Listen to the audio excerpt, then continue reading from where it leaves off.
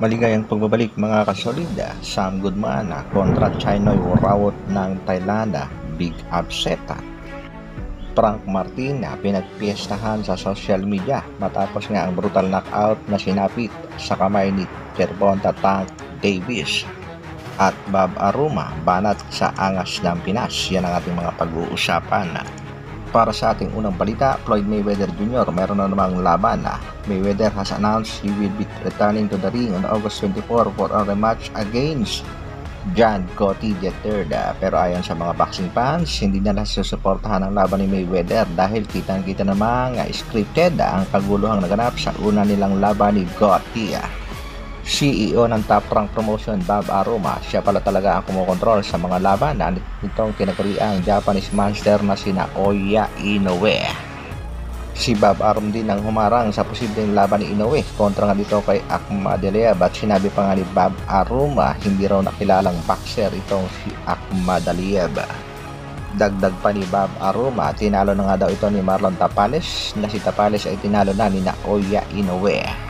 Kagad naman pumalag si Eddie Hearn sa mga balitawang salita ni Bob Arum at sinabi nga na namimili nga daw ng kalaban itong kampo ni Inoue. Bob Arum may matinding banat din dito kay Cuadro Alas Chandler Casimiro. Ayon dito kay Bob Arum ay si Casimiro daw ang dahilan kung bakit hindi natuloy ang laban ni Alas kontra na Oya Inoue dahil hindi nga daw pumayag si Casimiro sa pay-cut. Dagdag pa ni Arum hindi na raw niya bibigyan ng pagkakataong makapalaban pa ang angas ng Pinas dito sa tinaguriang Japanese Monster dahil markado na nga daw itong Pinoy kay Bob Arum. Sa kasalukuyan mga kasolid, itong si Bob Arum ng Top Rank Promotion ay nakatutok sa posibleng bakbakan sa pagitan naman nitong si Gervonta Tank Davis at ng kanyang isang pangbato at alaga nitong si Bob Arum na si Vasily Lomachenko. Sa kabilang dako, isang big upset nga nangyari dito sa 100% knockout artist na si Sabriel Matias na bumagsak nga sa kasalukuyan ang kartada sa 20 wins and 2 losses matapos nga itong talunin ni Liam Paro via unanimous decision sa kanilang naging bakbakan. Umangat na nga kartada nitong si Paro sa 25 wins, 50 knockouts, still undefeated.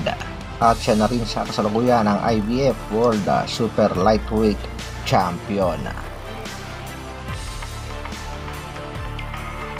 Sa kabilang balita naman mga kasolida, bata at alaga nga nitong si Errol Spence Jr. na si Frank Martin matapos nga ang pagkatalo nito sa kamay nitong si Gervonta Tank Davis via brutal knockout ay tila viral at trending sa kasalukuyan sa social media at pinagpepiestahan nga itong si Frank Martin. May mga lumalabas pa ngang edited video na nasa ospital itong si Frank Martin. Masasabi naman natin hindi totoo ang kumakalat na balita dahil sa post-fight interview nga mga kasolid ay kita naman natin na nasa magandang kondisyon itong si Frank Martin kahit tinalo at nanakaut pa nitong si Gervonta Davis.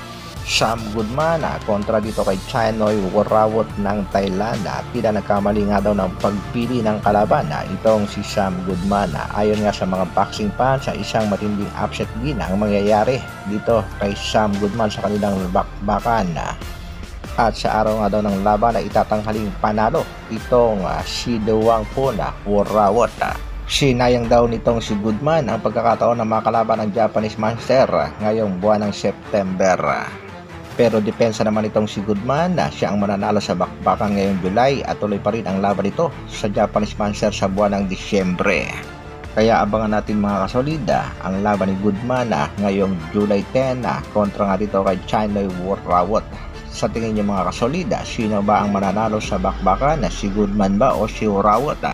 Mga latest na kaganapan naman sa ating pangbatong si Angas ng Pinas, tuloy-tuloy ng kanyang pag-iensayo. Bagamat nasabi na kung sino ang makakalaban pero wala pa rin anunsyong nagaganap sa kampo nitong Treasure Boxing Promotion. Ano sa palagay niyo mga kasolida? 100% kayang matutuloy ang laban ni Casimiro kontra dito kay Alan David Picasso? Isang komento naman dyan. Hanggang dito na lang.